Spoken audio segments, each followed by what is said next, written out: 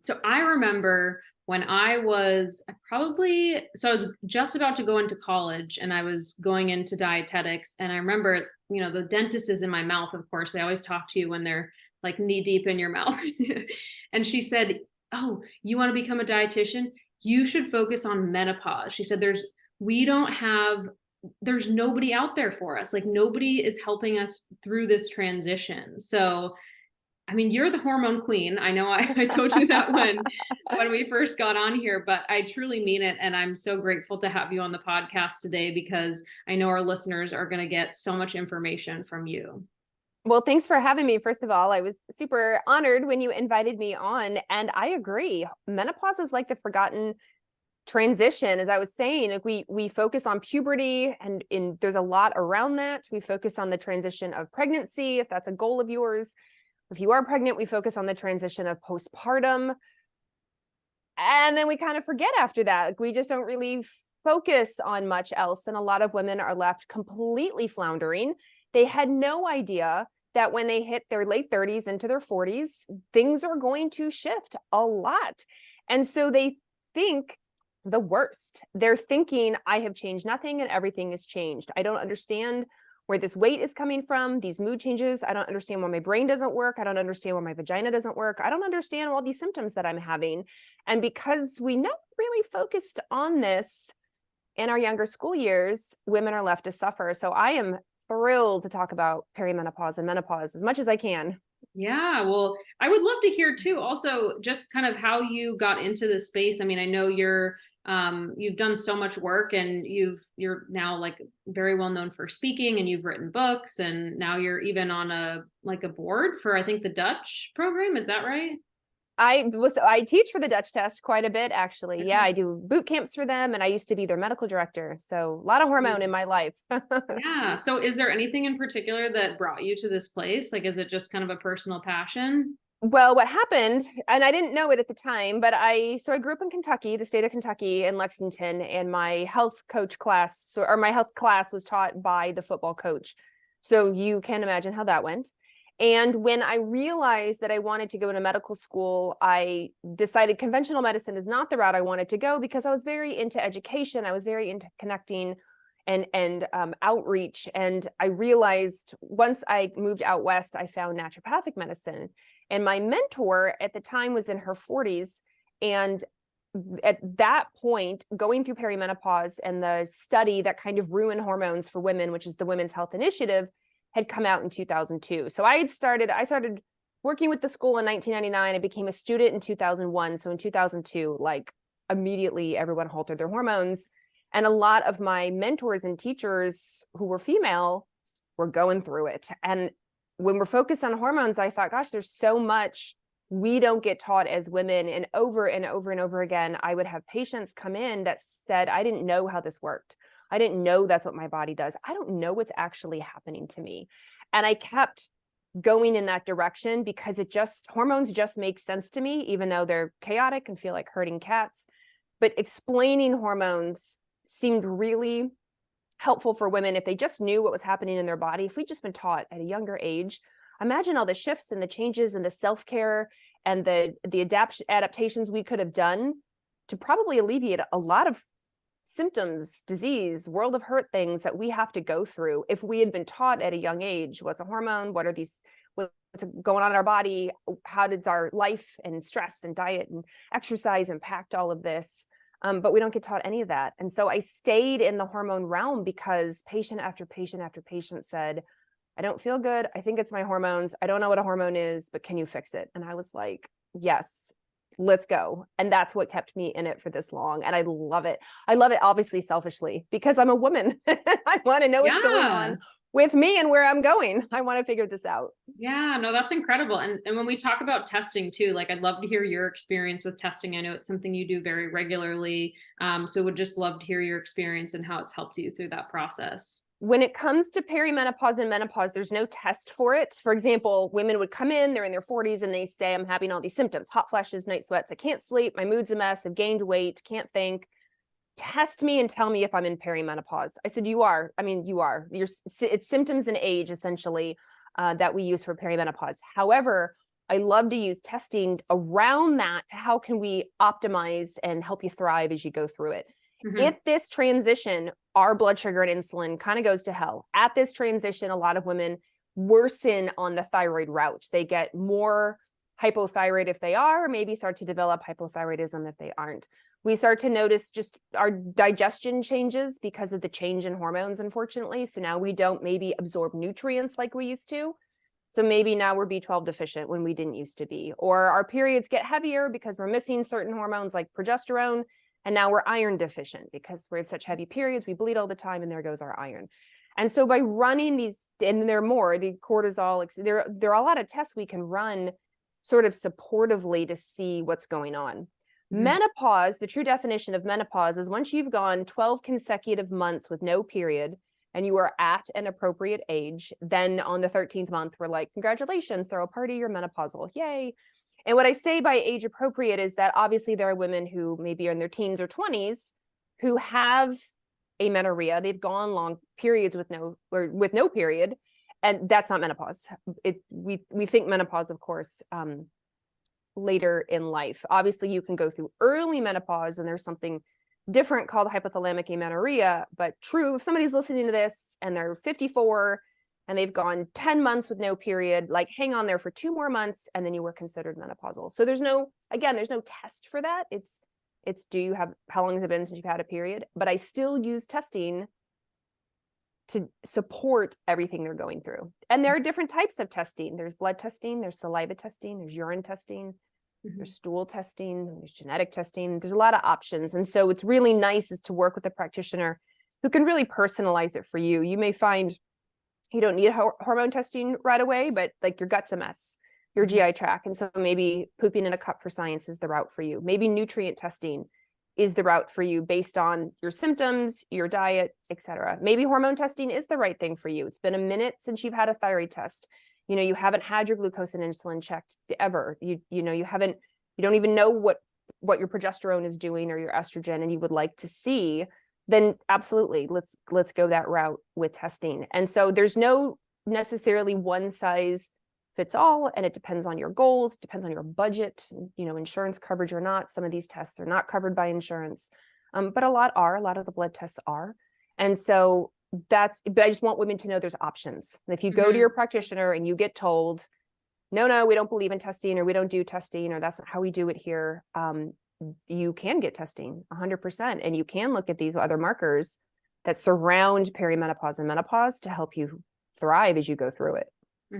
Yeah, no, and that's really great to hear. I mean, I've heard that everyone, just a lot of the women in my life, some people will say, oh, like I had no symptoms, I didn't even know I was in menopause. It's just like all of a sudden I lost my period and, I felt fine, and all things considered. And then you hear people that are like, oh my gosh, it was the worst time of my life. I couldn't sleep. I was having hot flashes, a lot of the symptoms that you've mentioned already. Why do you think it is, or why is it that some individuals have a harder time through this transition? Do you think that lifestyle and diet play a huge role in that? Like, I'm not necessarily asking for a percentage, but like, empower people here to like, okay, how much is actually in our control depending on how severe these symptoms are? Everyone is going to go through menopause. We don't have a choice with that. That's going to happen. With those who say I have no symptoms and my period ended and I didn't even realize it, and all of a sudden I was menopausal, there probably are a few that truly don't have any symptoms. They're clearly God's favorite, and that's not who I'm talking to. Who I am talking to, though, are people who feel when we think of menopause, they go, well, I didn't have hot flashes, therefore I didn't have any menopausal symptoms. My menopause was easy. What we forget is that the menopause symptom list is actually really long, and they may have been struggling with other things. So they may be like, oh, I didn't have hot flashes like my sister.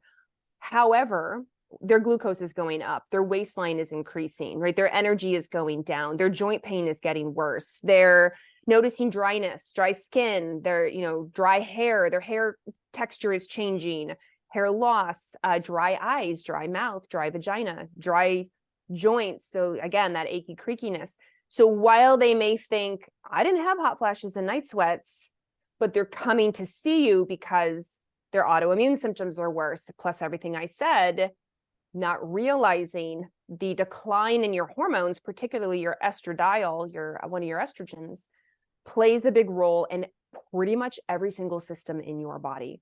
So who seems to do better in menopause? I do believe, just observation, anecdotal, those who have really done the work in their, I mean, as long as possible, but let's say their 30s leading into their 40s, regarding their getting themselves in tip-top shape, taking it really seriously, their what they eat and how they move, and stress management. And I'm not saying perfection, I'm just saying balance. Working on reducing the estrogenic toxic chemicals in their environment, their sleep, their relationships, et cetera, et cetera. They do seem to fare better when it comes to the symptoms. If you've had a really rough 30s, and I see this a lot, especially in chronic disease, autoimmune, chronic illness, chronic infections, and they're also sort of struggling with everything else, struggling with the sleep department, struggling in the gut department. I've already said the immune department. They're sort of struggling all around in life. They're not going to have an easy menopause. I read an article recently that called it an uncoupling in the brain. So when you go through puberty, everything aligns in your brain. It turns on because the body's like, cool, ready for reproduction. Let's do this. We're going to couple together in the brain and turn on so that the brain to the ovary systems work. And when we go through perimenopause into menopause, those systems uncouple. The estradiol declines, and we get this uncoupling in a lot of the systems. And as a result, we feel it. Well, if you're already feeling uncoupled, walking into perimenopause, I tend to see those women fare the worst. So when somebody says to me, when should I start to prepare for perimenopause? I'm like, in your 30s. And if you're not in your 30s, then today. Start today. Because I don't want it to be a rough time. I don't want you to feel alone and isolated. I don't want you to feel like everything's falling apart and all the walls are crumbling, which can happen for a lot of women because there's not a lot of great support out there, and hasn't been historically. That tide is changing, thank goodness, because there are a lot of things you can do. But up until very recently, unfortunately, women were left to struggle, and that's not fair. I just like where my brain goes when I hear this stuff of like all the things that we're at higher risk of as our hormones are declining. It's like from a physiological and like adaptive standpoint, like my question is like, why do our bodies just decide? Is it like, because we know the importance of estrogen in the body. Like you even mentioned, it's important for immune function, digestion, cardiovascular health. Like I'm just so curious, like why our bodies were designed this way. And I'm sure a lot of women probably feel that way. They're like, why is this happening to me? I didn't necessarily do anything to like deserve this. I'm sure there's a lot of mental health challenges that come along with that. Yeah. Oh, absolutely. Absolutely. The mental health and just everything else. I mean, even now there's some amazing female brain researchers like Dr. Lisa Mosconi. She wrote the XX brain, and she's now coming out with menopause brain because of the impact, the loss of estradiol in our brain and our risk for, all things memory, mood, dementia, Alzheimer's. Like they're taking it a lot more seriously now, thank goodness, because historically, anything related to anti-aging or biohacking or brain has been done on the male brain. You don't have to include periods in that. A lot of women historically have been left out of research for a variety of reasons, one of which is how do we account for their period? Because we know, depending where they are, their follicular phase, ovulation, luteal phase, their actual period, our hormones are different. Well, that's a big variation in a study. So they focus on men who don't have periods, and then they're like, great, it's pretty consistent across the board, and we're just going to extrapolate it. But as you've had the guest on, Dr. Stacy Sims, and as she says, women are not small men, and it's the same because of that estradiol. Now, as to why we were designed this way, I would honestly like to have a conversation with whoever designed us. I have some thoughts and feelings, and I have a whole list from millions and millions of women who have some similar thoughts and questions as to why we were designed this way. There are a lot of theories out there as to the point of menopause. Obviously, one being like sort of like in the grandma idea of make us less, not able to reproduce anymore. So the younger, healthier generation, so to speak, can continue to procreate if that's something that they want to do. Also with living longer, if you died way back in your 50s, it's like, you probably went through menopause and unfortunately that was the end. But now we're living into our 70s, 80s, 90s, 100s and beyond. And so most menopausal women, barring something major, will live in menopause for a third to a half of their life. And to remember that we need to really take care of ourselves in a different way. We need that estradiol support in menopausal levels to, again, I just keep using the word thrive because it does touch every single system. Yeah. Now you mentioned the dietary aspect of it. And one thing that I've seen become very trendy, if you don't mind touching on it, is just the intermittent fasting aspect. And I know, like, when we talk about the, like, women are not small men type of conversation, and like a lot of the research that's been done in fasting and been done in men, and, just curious kind of what your thoughts are on intermittent fasting for various stages of menopause.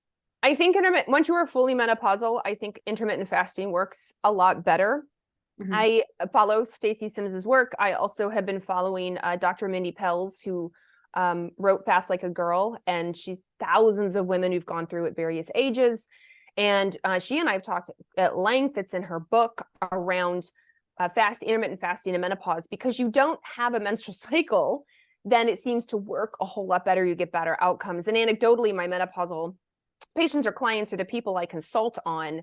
When they're menopausal and they're introducing fasting, their metabolic outcomes are way better.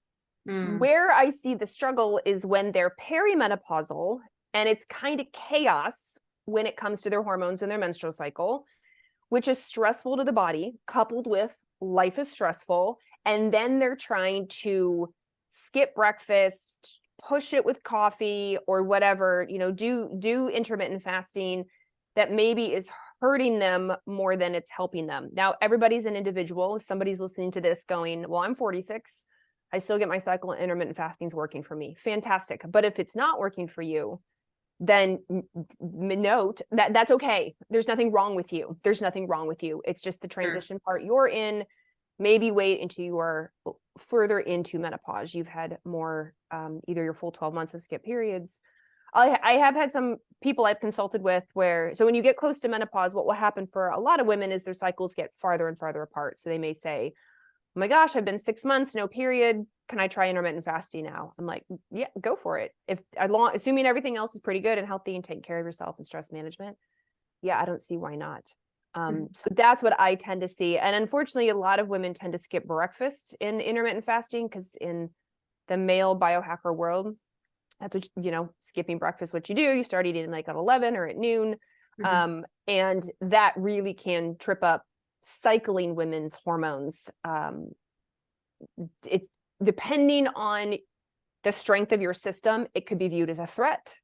You're not eating, the body has to make accommodations. It's telling you to eat, you're not, and you're pushing it to 11 or noon or 1 or whatever you do it. And that feedback to the brain is, this isn't good. She's not eating, and it's going to affect the downstream hormones because you're getting that feedback back. You don't have that feedback in menopause because you're not cycling. You're not looking to reproduce. That makes a lot of sense. Yeah, I've seen so many cycling women in my practice, and it's like the only thing we changed was that they eat within the first hour of waking up, and it's like their periods come back almost instantly. And it's like, that is a big stress for that type of hormonal system for some people. But as you mentioned, like, some people are so much more sensitive than others. And I think that's so important to remember. And you couple exercise too in the morning, and someone's waking up, they're doing like a super intense workout and they're not eating. And it's like, okay, how are you feeling? Right. A lot of people are like, no, not so great. Some people feel really good. Like, just depends on where you are. But you mentioned metabolic health. So are there other things, like, let's say someone doesn't want to do fasting, are there other metabolic things that they can do? Like, obviously strength training, right? That's one of them. Huge. That was the first thing I was going to say. Okay. Build that muscle. Yes. As Dr. Gabrielle Lyons says, we're under muscled, and we only get, unfortunately, more under muscled the older we get. And we don't have the ability to, get those gains in perimenopause and menopause unless we work really hard at it. That and the loss of progesterone and estradiol changes our metabolic health. We become more insulin resistant by default, no choice of our own. Unfortunately, it's physiology of losing estradiol and progesterone. And so having to work even harder to make sure your insulin and your glucose are doing well. You're not swinging from hypoglycemia to hyperglycemia. You're really paying attention to that. And I hear that a lot from women who say, man, gosh, in my teens and 20s, I could eat anything I wanted. And in my 30s, maybe I dialed in a little bit, but man, I hit my 40s and it just went, to hell in a handbasket. What changed? Your hormones changed. That's what changed. And you became less sensitive at the cellular level, and up goes your glucose and up goes your insulin. So weightlifting, absolutely. The other is, as a dietitian, it's definitely honing in on what you're eating. What is at the end of your fork? What are you leaning towards? What are your cravings? What are your macronutrients and micronutrients for that matter? Because as I said, if you're that person who's running life very quickly, you're eating in between meals, or you're eating in between kids and running here and dropping off here, you're constantly eating on the go, your stress is high. Well, when you're young, you can get away with that. I'm not saying it's healthy, but you can get away with that. We all know that. But as we move into our 40s and 50s, we cannot get away with it like we used to. And it shows up in our metabolic health. And so just being cognizant of like, damn it, chew your food and, like sit down and eat. And, are you eating on the fly? Are you eating your children's leftovers? Are you just sort of snacking through the whole day? Like, what are you choosing when you do your day for your nutrients? I think makes a huge difference. That and the liquid calories. Are you living off of smoothies? Are you living off of fancy coffee drinks? Are you living off of alcohol? That liquid calorie thing. Do you live off kombucha? And accounting for that, because it's quick, it's easy. You're out running around, you're running errands, you're shuttling kids, you're going to meetings, and you're like, oh, I'm so hungry. I'm just going to grab this green juice. I'm just going to grab this smoothie. I'm just going to grab this whatever. Not realizing maybe it's probably not the healthiest thing for you. Here and there, sure. But if that's your normal, if you're listening to this, like, dang it, yep, I totally get a full on blended coffee drink with whip when I'm hungry because it tides me over, gives me energy, and then you completely crash a couple hours later, not helping your metabolism, your cellular metabolism, especially once you hit your 40s and 50s. And so those are like two really big things. Start putting some skeletal muscle on, use that lean muscle mass, really evaluate how you eat, but also what you eat and drink.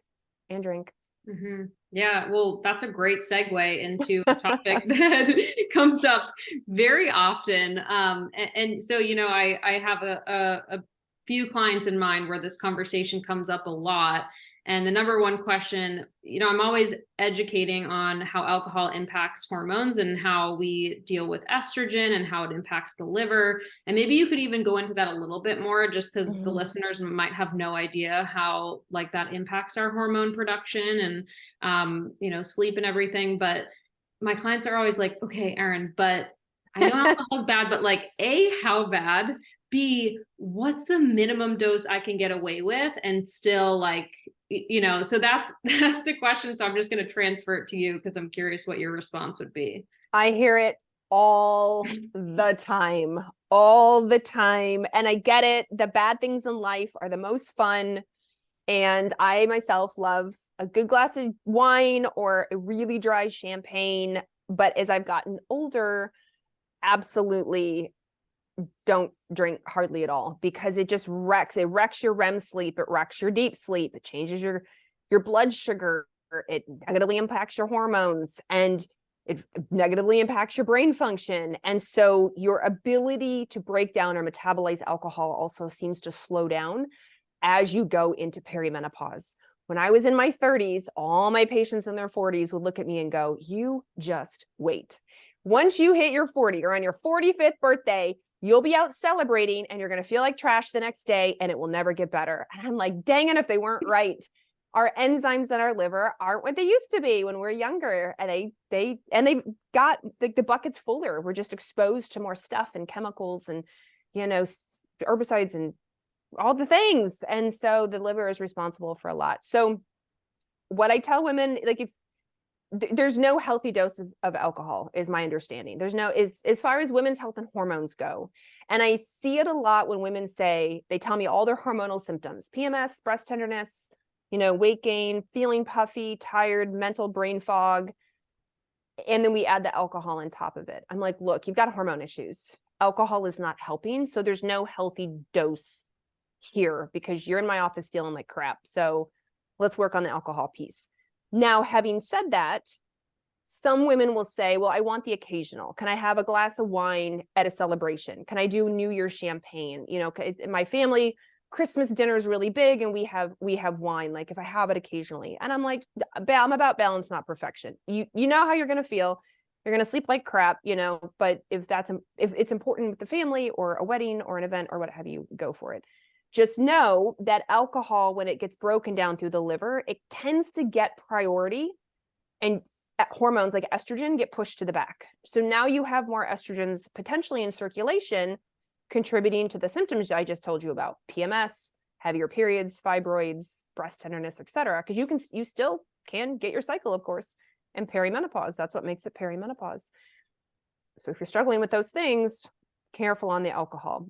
And I will say, when you break down alcohol, it uses a lot of liver resources. So a lot of your minerals, your B vitamins, zinc, magnesium, electrolytes, etc., are needed to make that happen. So if you do have the occasional at a holiday or a wedding or something, make sure that you are at least replenishing yourself on the nutrients that you're probably using up real quick on that glass of wine or on that glass of champagne. I do get a lot of pushback on, hey, Carrie, I use organic biodynamic wine. There's no sugar in it. I'm like, that's great. They're like, oh, my continuous glucose monitor does not freak out when I have this organic biodynamic no sugar wine. Or they'll say, I only do organic vodka soda with lime, and my continuous glucose monitor, totally fine. Doesn't affect my ketones, none of the things. I'm like, that's great. Good for you. However, your liver is pissed. So, and you just gave me this laundry list of symptoms that you feel terrible. So how many vodka sodas are we having here? How many biodynamic, organic, low sugar wines are we talking about? Because you don't feel good. So if that is a major part of your life, it's time to reconsider why, and it's likely contributing. And here's a really interesting story. A girlfriend of mine, who's a doctor, she was like, I'm having breast pain all the time. She's in her late 40s. Breast pain all the time, Carrie, all the time. And she lives in an area that's a wine region. So she had a membership to a winery, she and her husband, not a lot, maybe a couple times a month, we're having some wine. And I was like, hey, just cut out the wine. Just cut out the wine and let's see what happens. No. It's only a couple times a month, Carrie. It's not a big deal. Then she decided to cut out. She's all right, fine. I'll go for a month and have no wine. She had no breast tenderness. None. Just that little bit that she was drinking, a glass or two, maybe a glass a couple times a month, was enough to set off her breast tenderness. When she stopped the wine, the breast tenderness went away. And I tell the story because women come to me and go, I don't drink that much, Carrie. I only drink like 1 or 2 on Friday and Saturday. And I'm like, well, but it seems to really carry over. Yeah, no, very powerful. And I think I'm glad you brought up the point about the sugar, because I feel like a lot of people they see alcohol as bad, or wine specifically bad, because they're like, oh, it's sugar, or it turns to sugar. It's like, okay, sugar aside, yes, sugar we should care about, but like, it's alcohol. Like, it is quite literally a toxin that you're putting into your body. So it's just, again, not to shame anybody or make anybody feel bad, but just understanding and empowering people that if that's something that once a month glass of wine doesn't really mean that much to you, if you could like do a mocktail or get something that looks like you're participating, if that's what is important, give it a try and just see what happens. Yeah. And I think that's a really great approach to have. Yeah. And I know it's hard, I know there's like a whole grieving process. There's a whole like, oh my gosh, my wine, or feeling social or feeling connected. Because unfortunately, as we become menopausal and we lose that estradiol, that estrogen, it actually truly negatively impacts our neurotransmitters. Our serotonin can go down, our GABA can go down, our oxytocin goes down, our dopamine changes for the worse, and we feel less connected, right? We're maybe more depressed, more anxious, more irritable, less connected, less brave. We don't really want to, go out and do the things per se than we used to. We may find this in this transition. And so for some women, they're like, but I actually really appreciate the glass of wine because it helps me feel connected, or it helps relax me, or it helps me, be part of the group again when I'm not feeling so extroverted today. And I agree with you. I'm like, okay, then what can we do as an alternative to help that? Like, let's get your oomph back. Let's get your mojo back. Let's focus on the brain, the neurotransmitters, the estrogen, as opposed to relying on the social glass of wine or the social cocktail, that you turn to encourage that part of you now.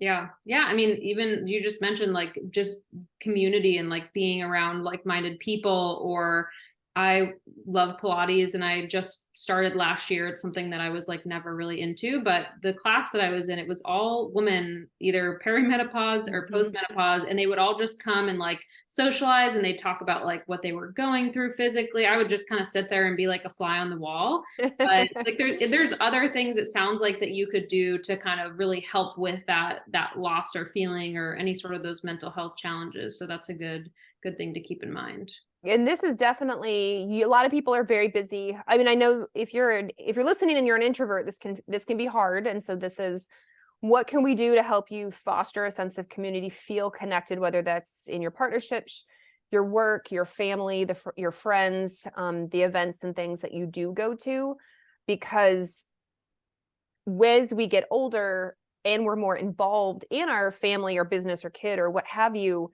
then it becomes hard to find time. Even with our best friends, sometimes it's like, well, we need to schedule that because I'm too busy to hang out or to see you or to do some sort of girls trip, etc. And so by recognizing that it only gets harder sometimes as we get older, we will have to put a little more effort in. Again, I'm not saying it's fair or fun, but I am saying it is true. And if we recognize it now, there's nothing wrong with you. It's this transition. So we have to put a little more effort in, or a lot more effort, depending on the case, and foster that community, keep those connections. Yeah, that's great. Great advice.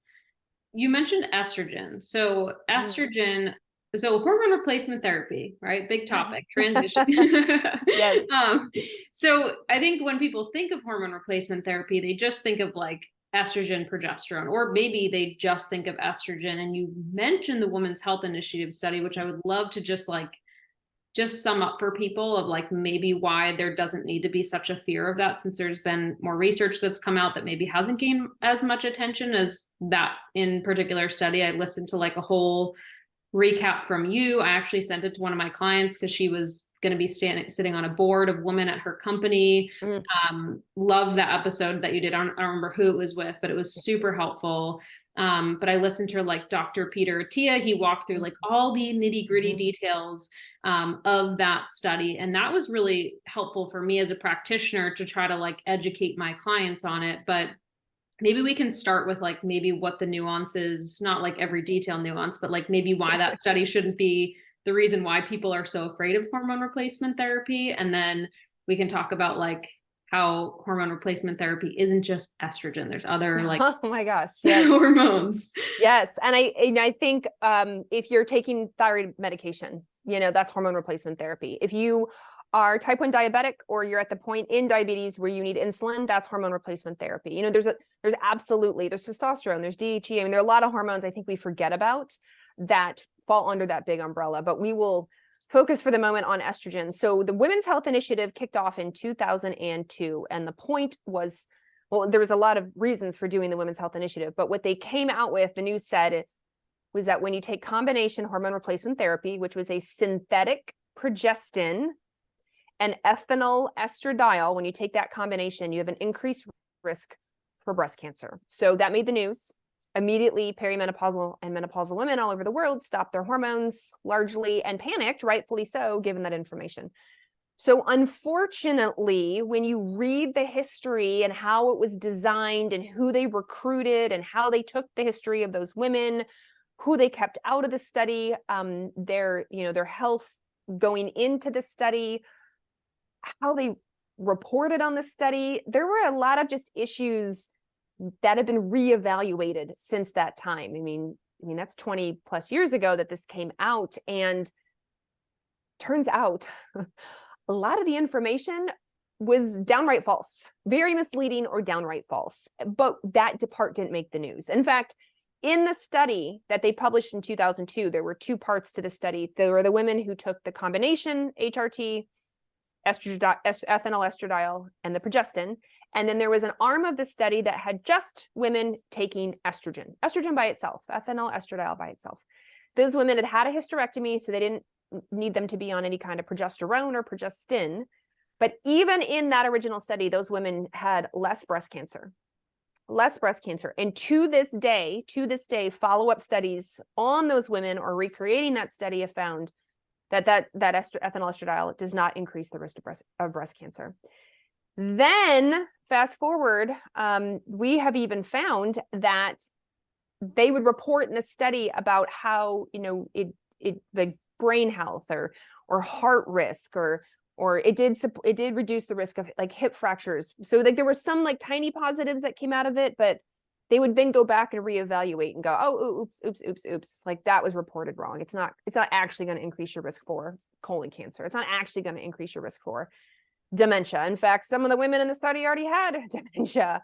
And then they put them on hormones and realized like, oh crap, you have dementia. It must have been the hormones. And it's like, no, they weren't screened properly. They kept out women, when you read the history of it, that had really severe vasomotor symptoms. So hot flashes and night sweats. And then at the time in the study, they said, well, it's not really good for vasomotor symptoms, but they specifically kept those women out. They didn't want them in the recruitment part. And now guidelines are very clear by major menopausal societies that say hormone replacement therapy, especially estradiol, is a great choice if you have vasomotor symptoms, estradiol, or hot flashes and night sweats. And so it's a real disservice that we got with that study, that they reported so incorrectly all around. And so with, you mentioned Peter Attia. So Peter interviewed, I mean, he's done several on the follow-up of the WHI trial, but there is also the study, the book Estrogen Matters. And the Estrogen Matters book, for women who are really concerned about estrogen, it's a really good book to read and understand estrogen and understand what it does in the body, and also the issues that came out of that study.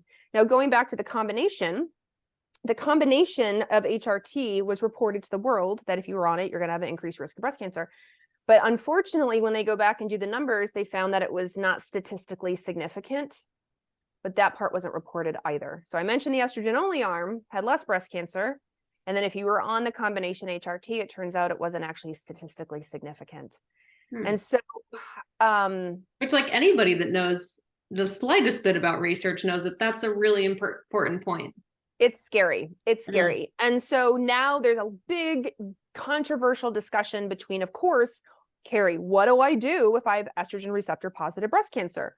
Oncologists are very adamant. You need to take estrogen blocking medications when you're working with ER positive breast cancer.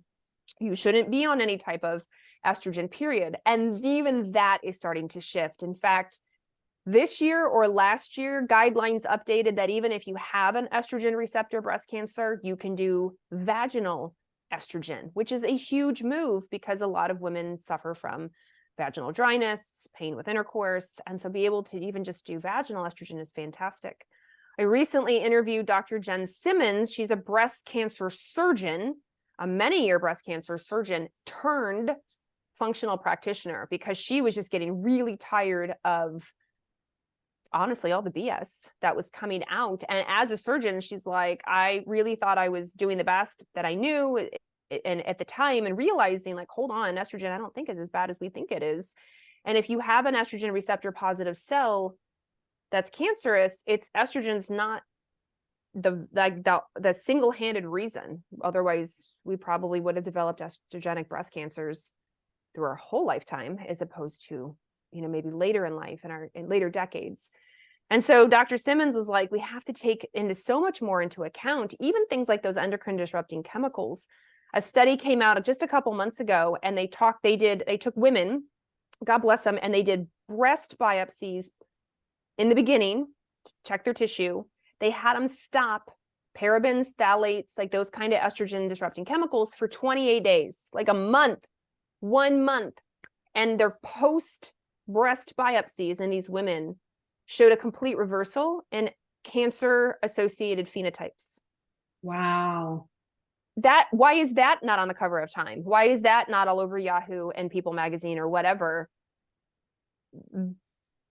Why aren't we talking about that? But instead, unfortunately, estrogen gets all the risk. And so women, rightfully so, are very confused in the comments. They're very confused on social media. They're like, I thought estrogen was bad. I was told not to take it. My doctor refuses. I've seen the craziest comments about, oh, I have hypothyroid, I shouldn't do estrogen. That's BS.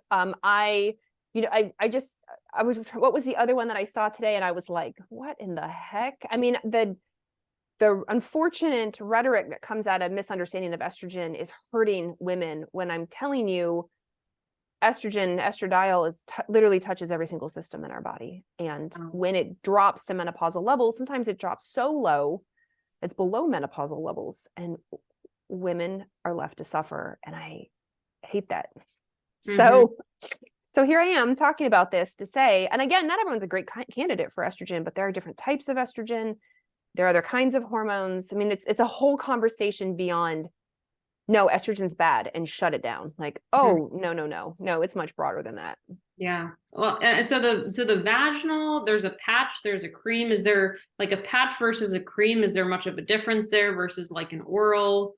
So I'll be honest. So there's injections, there's dissolvable lozenge, there's a whole bunch of options. Now, what is considered FDA approved, that's at the pharmacy, are the patches and the gels. And then you can have it compounded at a compounding pharmacy. So let's say you need a gel that's a particular dose. They don't make it at Walgreens or CVS or Costco, wherever you get it filled. So then you can have it compounded. Or let's say you want something that's maybe dissolvable, not like a capsule, but like a Altoid, some type that you let dissolve. Or there's a vaginal gel that you want to use, but again, like the dose is different than what's out there, so you can have it compounded. So there actually are a lot of options out there. I tend to lean towards something like a patch as an example, because it gives you a more steady state. It does go up in incremental levels. You will usually see it as like a 0.025 is the lowest, and then depending which patch you can get, it's 0.037, 0.05, like, it kind of like goes up the ring. And so, but some people like the gels better. They find it easier. They find that they like the application daily as opposed to the patch. Some people are allergic to the patch adhesive. They have very sensitive skin, can't do a patch. I'm like, cool, let's switch to the gel. So this is why I like the personalization of hormones, and I don't ever want somebody listening going, oh, estrogen didn't work for me. Hormones didn't work for me. Well, it's possible you just got the wrong form, the wrong dose, and we can change it. That's what I love. So I have a lot of clients who this is not my expertise. So I'll say, try to ask your doctor about like hormone replacement therapy. It seems like it'd be a great option for you. And, their doctor's not really educated on it, or they don't really they're just kind of used to some standards. So, I mean, obviously you are a great resource, but are there a lot of doctors out there who are well educated on this, of how to personalize it for people? So I'm gonna say, I hope so. They seem to be hidden. I'm seeing a lot more on social media, thank goodness. I'm seeing a lot more outspoken OBGYNs who've gone and gotten a ton of training. They're in menopause themselves, and they're amazing at what they say. I see them on TikTok. I see naturopathic doctors. I see nurse practitioners, PAs, coaches that are working in, medical groups that have gotten a lot of training and are really trying to help educate. And what I tell people listening, women listening, is if you've gone to your practitioner, let's say you like your OBGYN, no hate on them at all, but let's say you go to your OBGYN. I'll give you my example. At the time, this was 2019, 2018. I went to go to PAP. At the time, my OBGYN was 46. She was older than me at the time. And she was in her, 46. I'm 46 now, but back then I wasn't. And so she said, we were talking about hormones, and she said, oh my gosh, I'm an OBGYN, and I'm 46, but I'm on the birth control pill.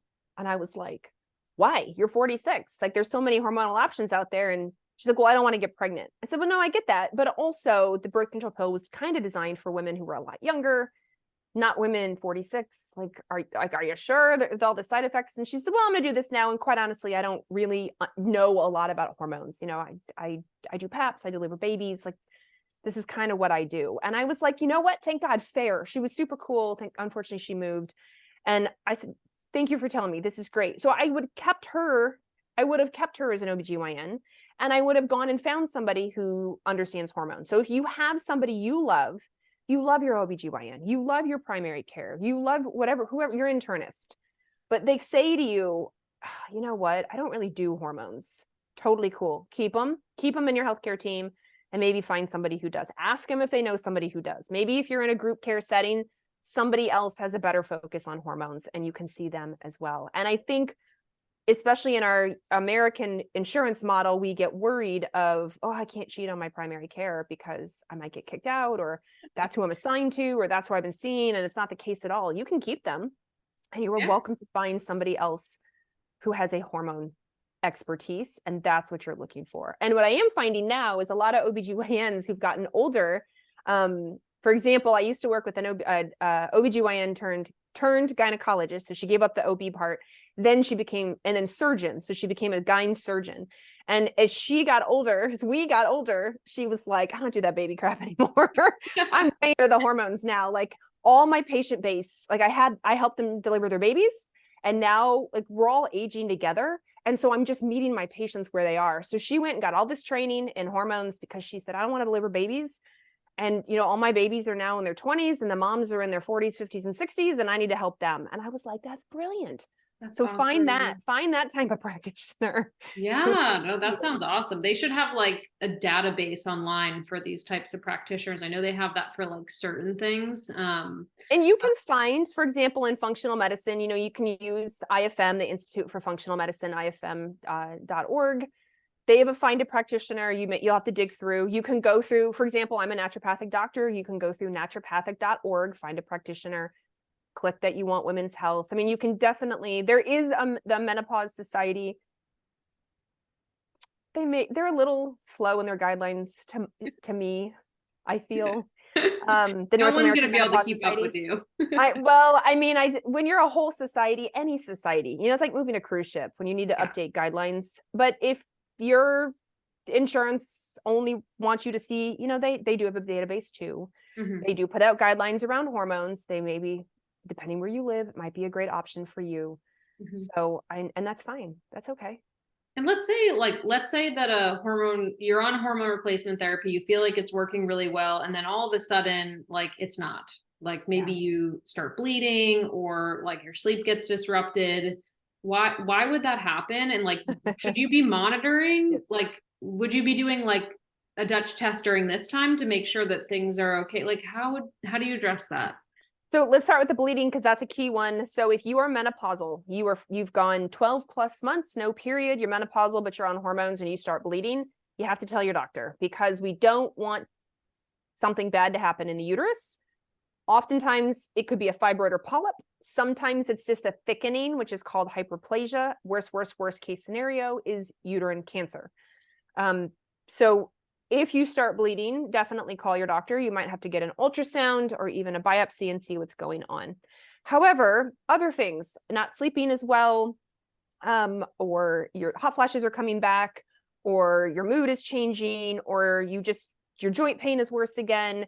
It's totally possible. What's going on in your life? The very first question I always asked my menopausal women when they came in and said, Carrie, it's not working anymore. How's your stress? What's been going on in the last 30 to 60 days? 90% of the time they'd go, oh, it's terrible. Let me tell you what's going on. Cortisol, epinephrine, which is adrenaline, norepinephrine, which is noradrenaline, plays a huge negative role for our female hormones. It's very important for protection and survival, but it is absolutely going to impact our cells, our receptors, our liver, the brain, everything. So like evaluate, turn around and look back 30 to 60 days, what has been going on that could be impacting this. Do I actually need to change the dose, or do we have to work on lifestyle stuff? Have you been traveling and changing time zones? You know, have you something at work, something with the family? Have you gotten off of your routine completely? Like, let's talk that through. Now, it's also possible you started off on a very low dose. Let's say we started you on a patch that was the 0.25, which is the lowest dose, as an example. And you were like, that's like sprinkling some estradiol in your body. You got sprinkled. And because you got sprinkled, you went from 0 to sprinkle. The body was like, woohoo, but then sprinkle's not enough. So you're feeling kind of symptomatic. So it's also possible you do truly need to go on a higher dose of it's in that example. So if you feel like, oh, and then the third option, and I see this a lot, is maybe you were on too much of a dose. So another option out there is to get the pellet. A pellet is literally like a little tiny piece of rice. They insert it in your hip area and it has the hormone in it, but it has a bolus of hormone. And because it's a big bolus of hormone that's meant to last about 3 months, if you are not used to that, then instead of a sprinkle of hormone, you get a deluge of flooding of hormone, and the receptors on your cells go, that's too much. And they like door handles, but they like pull their door handle in. They're like, no, don't touch me. Don't come in the door. And so now people go, my blood work shows really high levels, but I don't feel it. I'm like, oh, I bet it's too much of a dose. So like Goldilocks, we need to be just right when it comes to hormones. Okay, that's so helpful. I'm thinking of one particular client who needed to hear that. So that's awesome. Because again, not my expertise. Like this is helpful. Yeah. Wow. Okay. So much great information. I mean, this is a great place to kind of wrap up here. I feel like people have probably learned so much. And there's one last question that is very important. And it is, what is your favorite childhood memory with food? Oh, with food. I thought you were going to ask in general. You can say in general too. Yeah. My favorite childhood memory with food. Let me think about this. Honestly, it's probably my mom's cooking. My mom is an amazing cook, and I grew up in Kentucky. I was born in Michigan. We moved a lot, but I grew up majority in Kentucky. They now live in Georgia. They kept moving south. I went west. But anyway, my mom is this really great cook, and now that I'm out in the west and she's in Georgia, when I come home to visit her, I'm always like, can you make, even as a full-grown adult, a full-grown perimenopausal adult, I'm like, can you make, will you make me? Because she's again, such a good cook, and very comforting, delicious, healthy food. And so I miss my mom's cooking. So that's probably my favorite memory of growing up, is predominantly always getting really great nutritious meals. And they were really good.